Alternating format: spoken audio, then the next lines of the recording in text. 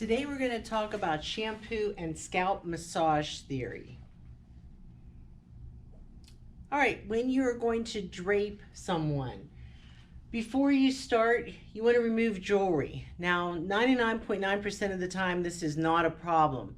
However, one time I had a client came in, had these beautiful silver earrings on, and I commented on them, how beautiful they were. She got a perm, and when we were done with the perm, they were black. The silver reacted with the perm solution. So it's a good idea to remind them to remove their jewelry. If they're getting hair coloring or perming done, it's not a bad idea to tell them to bring other clothes, like not clothes that aren't good, like if they're coming from the office, something that they can change into that they don't have to worry about ruining. If you rinse someone, or if the perm solution runs down and gets on their shirt, and say it's a white silky shirt, they can have a purple ring there from the perm solution. Okay, so this is something you just have to keep in mind all the time. Even though you put your towel and your cape in your towel, things can get through, especially with perms, or they have their cape on and the cape shifts to one side, and that's when a little bit of tint leaves your tint brush and lands on their pants. All right, so you have to be very conscious of this. Okay, so it says, many regulating agencies require salon professionals to launder capes in a disinfectant and avoid contact with client's skin and neck of cape. Okay, so we're going to talk about this. So obviously we have a Sanic. Okay, terrible invention. If somebody can invent a better one, this will be wonderful. You want to take and fold this, and you want to go around the neck with it flat. Then you go and you overlap it, and then you just tuck that in. Okay, much better, much more secure thing is to take a towel, go with opposite corners, go around, and then put your cape on. The only downside to this is if you're going to be cutting someone's hair, you need to take this towel off underneath the cape before you start. The towel will bunch up and the hair will be distorted when you're cutting it, and you will have an uneven haircut. So you can't leave the towel on if you are going to cut the hair, but it's always correct to cape with that. Then when you bring them back, you could then put the next strip on in the cape and then proceed to do the haircut.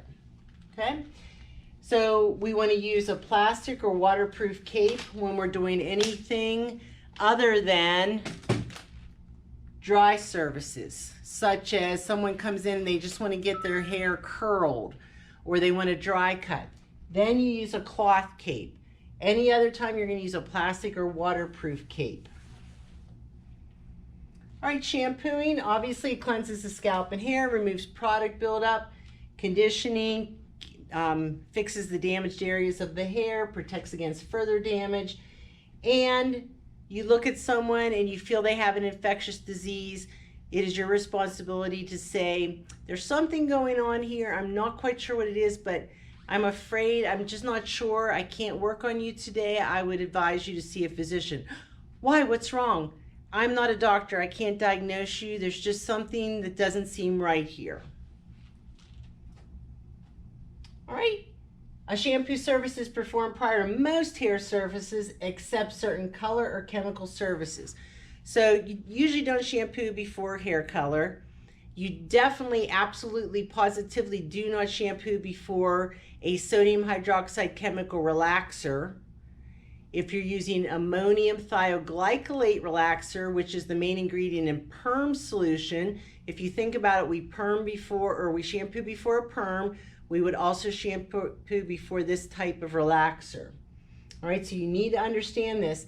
First of all, in a lot of these cases, you don't want to get the hair wet, but even more important than that, if you manipulate the scalp, you will cause it to become sensitized, and these chemicals will then burn the client. So it's an absolute thing that you need to know when you shampoo, when you don't shampoo. All right, we've gone over this before. Soft water, it's either rainwater, it's been chemically treated, and you'll get lots and lots and lots of suds. We live in the mountains of Pennsylvania. Our water is hard water, contains minerals, and it doesn't lather as freely. Okay, it is treated, but it's still ultimately hard water to start with. Okay, make sure you monitor the water temperature before applying to client's scalp. In this picture, this person's hand, they should have a finger underneath the nozzle so that you know a split second before the client when the water temperature changes, and it'll happen all the time. You know, you'll start out, it'll be nice and warm, then it'll get too hot or it'll get too cold. You need to be monitoring constantly and talking to the client. Is that temperature okay? Is that temperature okay? Is that still all right? And always wipe up any water spills so there's no accidents. Okay, you can't let water fly and just let it there. Someone will slip and hurt themselves. All right, brushing and combing. This is before the shampoo. Removes tangles, increases blood circulation to the scalp, removes dust, dirt, and product buildup, and brush from ends first and work towards the scalp. So we start down here, work our way up.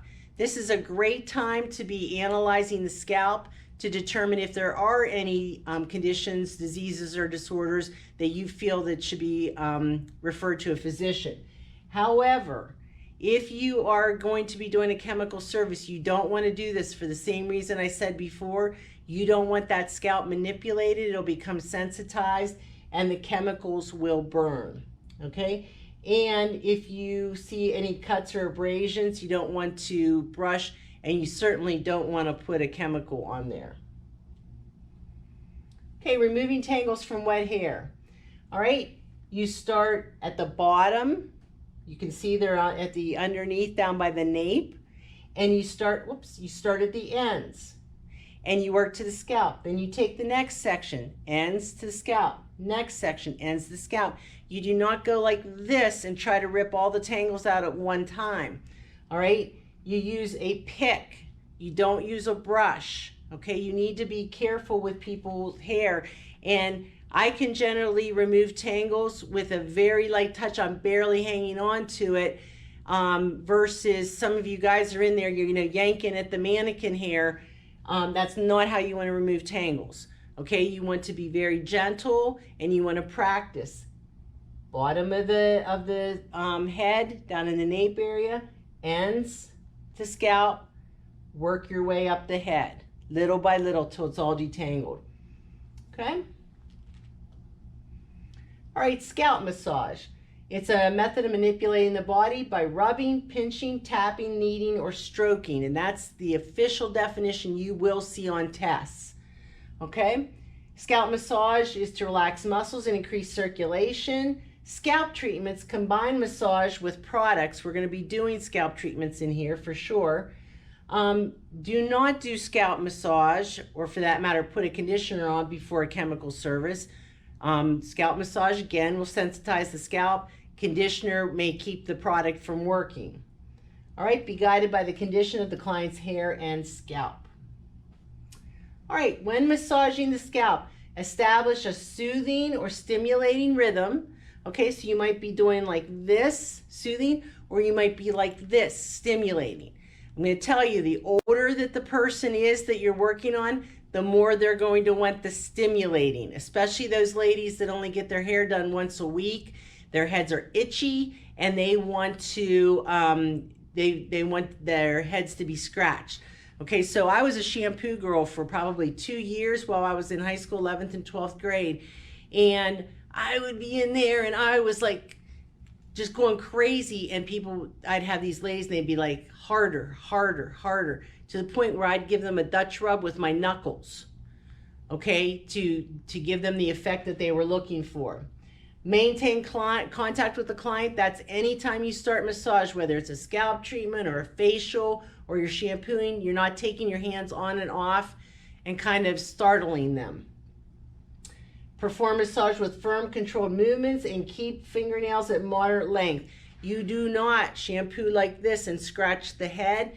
You are using the ball of the fingertip right here, and that's what you're using. Some of you with really long artificial nails, you're going to have to work on this. You're going to have to keep your fingers very flat so that the fingernails aren't digging in. Okay, the basic movements of massage. So I brought this up. I know we're talking about scalp massage, but I thought this would be a good visual. So if you're doing effleurage, it's a very light stroking movement, similar to this. Okay, effleurage. You generally start and end a massage with effleurage. Okay, it's very relaxing and soothing. Petrissage is when you're getting in there kind of like you're kneading bread. Okay, you're getting in there and you're kneading the person's skin. Okay, and it's a deep stimulation of muscles, nerves, and skin glands. Tapotement is just what it sounds like, tap. Okay, so it can be tapping, slapping, or hacking. Okay, we don't do those on the face. That would be more like a full body massage. Tapping on the face for sure, slapping and hacking like you see in movies when they're doing massage on someone. Okay, friction. Circular with no gliding. It stimulates nerves, increases circulation. So it's more of this kind of, okay? You're not gliding. And then vibration, you're just shaking. There are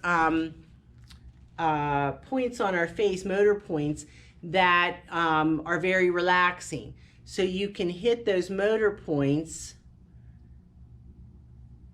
with vibration. Okay, and we'll be learning those when we get to facials. Okay?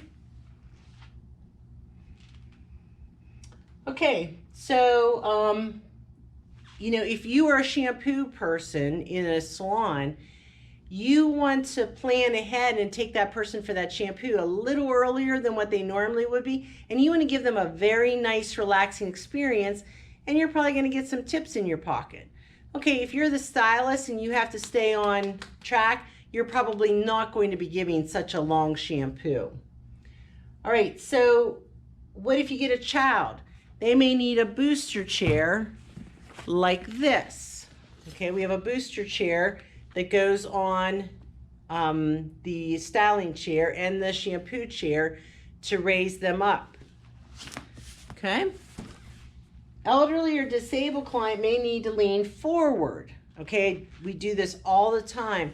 You give them a towel for their face. If they're kind of bent over like this anyway, this is very natural for them to get rinsed and shampooed like that. If they're very bent over, they can't go back in the sink no matter how hard you try. Their bodies are bent like this and you're trying to make them lay back. Okay, so this works wonderfully. You just cover their face with a towel, and it says clients in a wheelchair may need to remain in a wheelchair. Now, with our sinks, the chair is built in. Okay, so that poses some problems.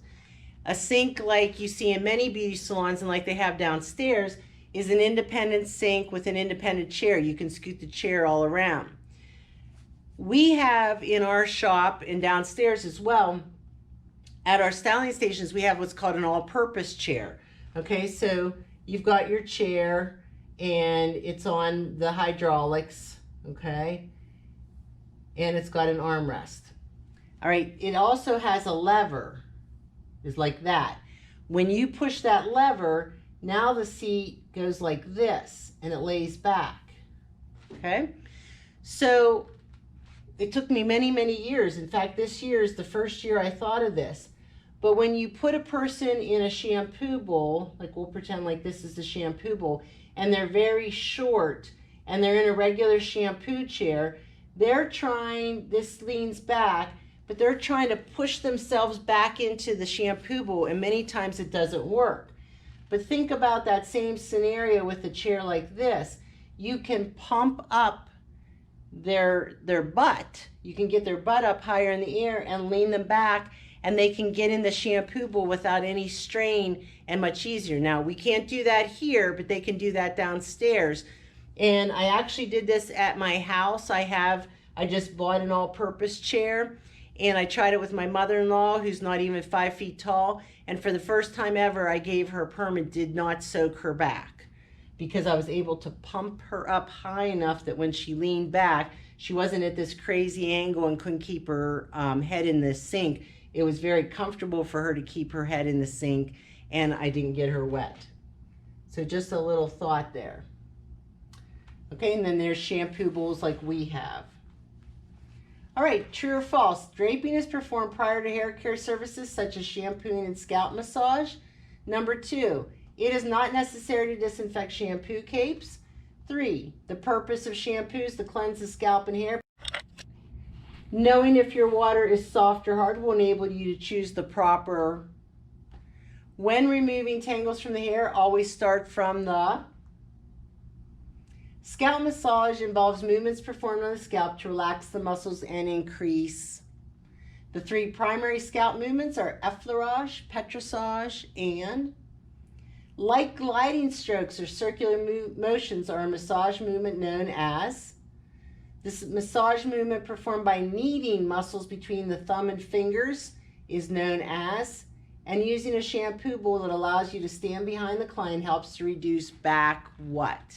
I didn't talk about that, but we will here in a second. All right. True, draping is performed prior to hair care services. False, it is necessary to disinfect shampoo capes. Okay, we're going to remove dirt, oil, and product buildup when we shampoo. Okay, if our water is soft or hard will help us to get the proper shampoo. And removing tangles, always start from the ends and work to the scalp. Scalp massage increases blood circulation. The 3 primary scalp movements are effleurage, petrissage, and tapotement. Okay, it's kind of hard to do number 8 on the scalp because the hair is in the way. That's effleurage, light gliding strokes. And kneading is petrissage, which obviously is one of the 3 up there. Actually, they say effleurage is a primary scalp movement. I don't know if I agree with that, but anyway. Number 10, using a shampoo bowl that allows you to stand behind like ours reduces back fatigue. You're standing in like this to shampoo rather than reaching sideways on a traditional shampoo bowl. Okay? All right, that's it for today. Thank you.